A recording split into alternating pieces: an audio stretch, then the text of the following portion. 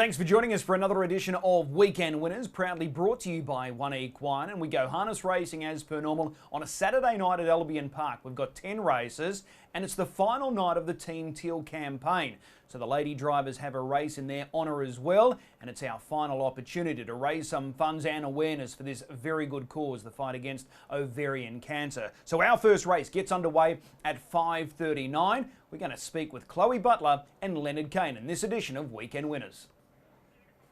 Let's go through the book of drives for Chloe Butler on Saturday night. As per normal, it's a strong book, but she doesn't have to rush in because she doesn't start until race number 3, but she joins us now. Chloe, appreciate the time. Thanks, Chris.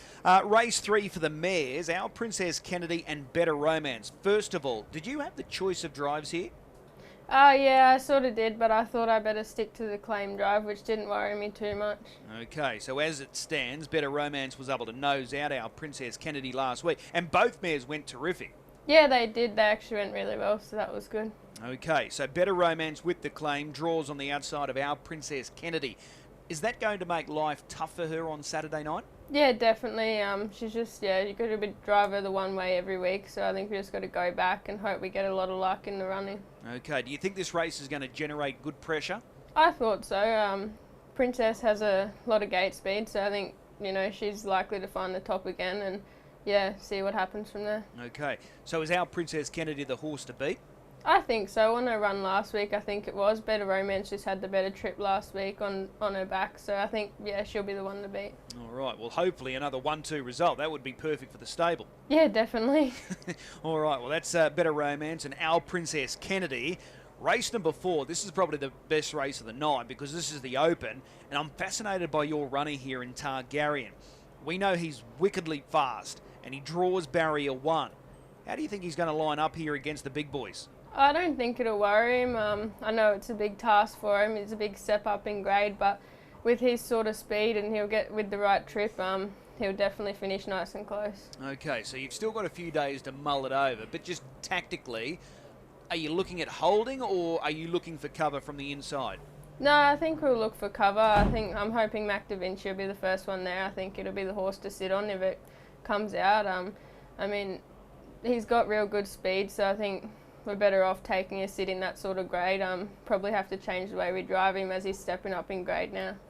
But he is just so dynamic with cover, isn't he? He can follow any sort of speed and just let rip very quickly. Yeah, definitely. They could walk and he'll still manage to sprint home in a real fast quarter. I love him to bits, and I think he's going to go very close on Saturday night. Yeah, but it's a good challenge though, isn't it? Because he's been getting through the grades really well, but here he is up against some of our best horses in the state. Mac Da Vinci, Turn It Up and Co. So it's a good test, but he gets every opportunity from that inside draw. Yeah, definitely, and it'll be nice to see what he can do against them, but I'm not doubting him. He does always come through with the goods and he never disappoints me. All right, well, he looks a good chance there for sure, Targaryen, with that inside gate. What about race 5? You go from barrier 1 to the outside of the second row. Roll your R's. He's going well. He just needs that little bit of luck. Yeah, he's going really well, poor bugger. He's never blessed with the barrier. Hope just got to wait till we get the right barrier one day. That last start, third last week, he was terrific, wasn't he? I thought he went super. Sectionally, he was really well. Just like they run us off our feet early and just need it to run along again and he'll be in the finish. Okay, and looking at this lineup, there's no standout, so if he gets the breaks, he can certainly finish over the top. Yeah, definitely. Just got to drive him sit sprint and hopefully he'll finish over the top. Okay, so this race a mile, just looking at it, do you think there's going to be a good tempo here? I thought there would be, and that'll suit him just perfect. All right, well, that's Roll Your R's in race number 5. Race 6, this is the lady drivers race here, and you're aboard Red Tricks, and this is probably the drive to have because she couldn't have been any more impressive winning first up. I know she was able to find the front. Different scenario here Saturday night, drawn the outside of the second row, but she was awesome. Yeah, definitely. I don't think they'll really worry her. Shane's got her flying at the moment. It's sort of the pick of the drive you'd want to get in that race, so I'm really looking forward to it. Yeah, she looks like she's a lovely big roomy mare as well, so she covers a bit of ground. Yeah, definitely. I have no doubt that she'll go as good as she did first up. And just looking at it, so if they do go a little bit hard early, as you said, you can sort of just put her into the race as soon as they look to back off. That's an option, isn't it? Yeah, exactly, especially the way she raced last start. You know, I don't think it would matter what she done. I think she's the better one in the race. Just looking through the Sydney form, looks more than A-OK for up here in Brisbane, doesn't it? Yeah, definitely, especially the way she went last week. Okay, that's a good drive there. Red Tricks in race number 6. Let's go to race 7. Here's another tough draw. Lord of Misrule. Going really well, but this is a challenge, gate 7 over the mile. Yeah, definitely. He's better suited over 21, just the way he likes to be driven. Just have to play it up and see what happens. Yeah, I don't know. Like, he's racing really well, and I'm sure he'll be right in the finish. We've just got to hope for a bit of luck. Okay, just tell me if I'm wrong here. He looked like he handled the bends a lot better last week. Yeah, he is getting better the more confidence he gets. Yeah, just got to be very patient with him. Yeah, it's going to be a hard race, though, given that you've got high voltage drawn 4 and he's a go-forward type. So if they are flying, it makes it difficult to get into it. Yeah, definitely. As long as he earns a good check, and we'll be happy. Righto. Race 9 on Saturday night. Mr. Freeze. How's this guy going, in your opinion? He's actually going really well. Just keeps drawing really poorly in the veterans. This is why we've put him up in the divided conditions. Hopefully we got a better draw, which we did. In the veterans he keeps drawing 7 outside the front and hasn't been able to work into the race, and yeah, that's why we've stepped him up a bit and hope for a good draw, and hopefully he'll be right in the finish. Okay, so he's the only horse off the second row, so he's immediately on the peg line. So is that where you want to be with Mr. Freeze? Yeah, definitely, and give him a nice soft trip in that sort of grade. He's not going bad, so I'm sure he'll go as good as he has been. It looks like it's going to generate tempo here, better than a Rocket, Commodore Jujon, Surface, our Major Day. They can all run the gate. Yeah, definitely. He just needs the right trip and a bit of luck and he'll be right. Okay, and then the last race, race number 10, So Extra. Is this going to be his moment, or is American Outlaw just going a little too well there in gate 2? I've got some bad news. He's going to be scratched on Saturday night. We had a bit of trouble with him at home this week, and hopefully he won't be too far off and bounce back well, but it's a bit upsetting because I thought it was his race to win. Okay, well, we'll wait for another day with So Extra. So out of your drives on Saturday night, which one are you most looking forward to?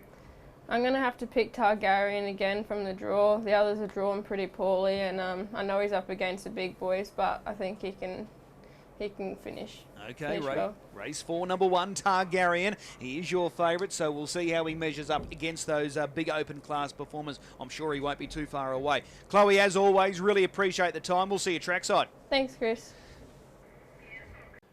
Leonard Cain now joins us to go through his drives on Saturday night. He's in the hot seat. Leonard, appreciate the time. No worries at all, Chris. Thanks for having me. First race, Wahakan Dream. She's going really well, but this is the wrong draw.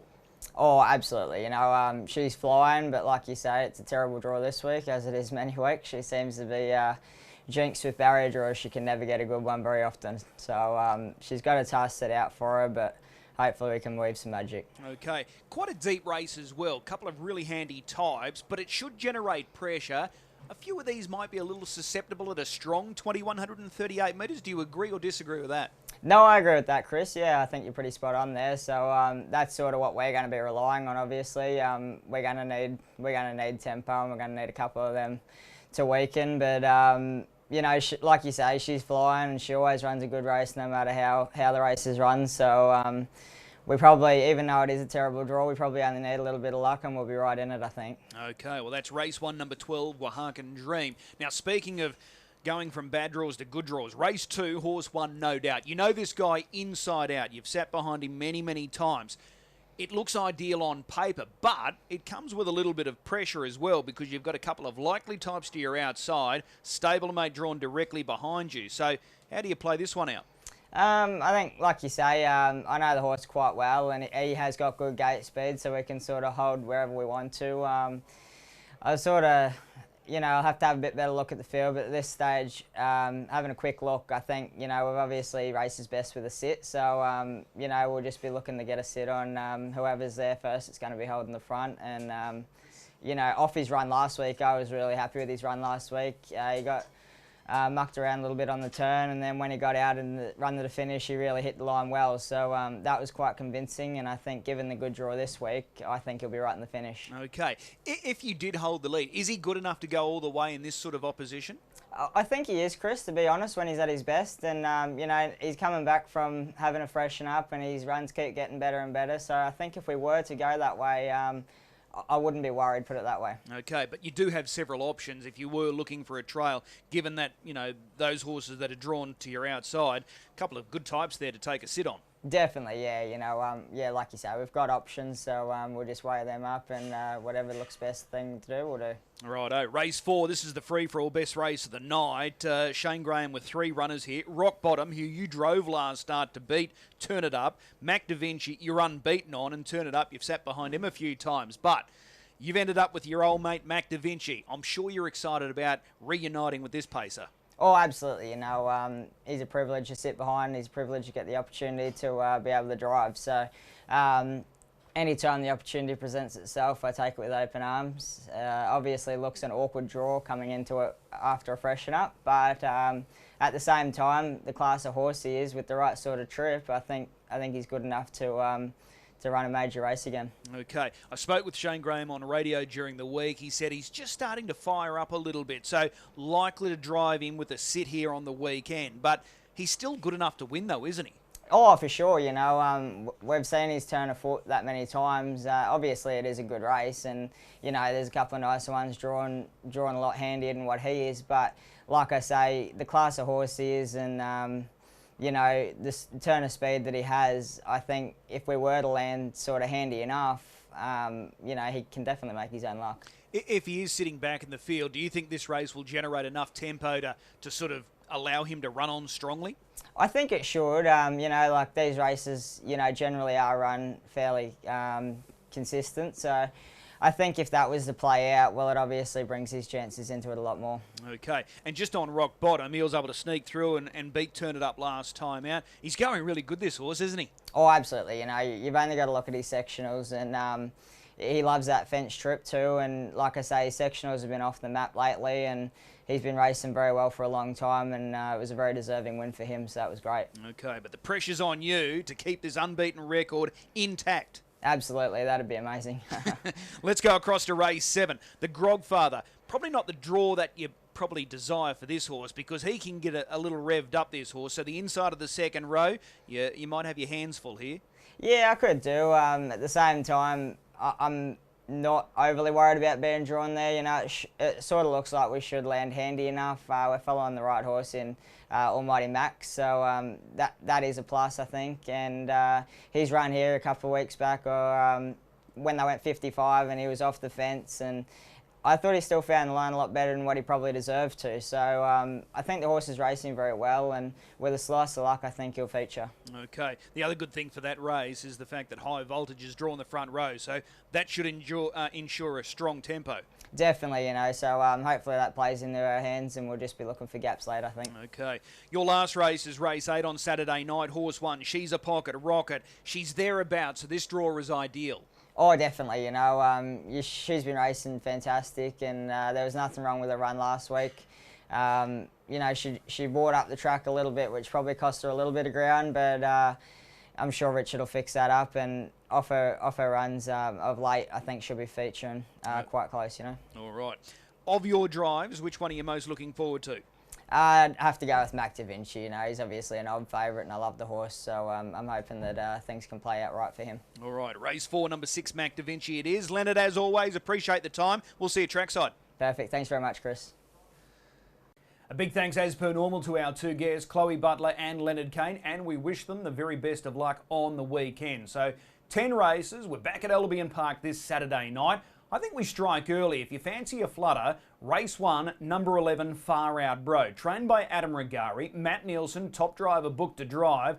I know he's got to overcome a second row draw, but his form down south looks really good. I think he's going to be super competitive here. So I'm happy to be with Far Out Bro. Race 1, number 11. Hopefully we strike early and we can play up our winnings throughout the program. If you are gambling, please do so responsibly. We'll see you trackside. Races, 10 in total, and we start at 5:39. We'll see you there.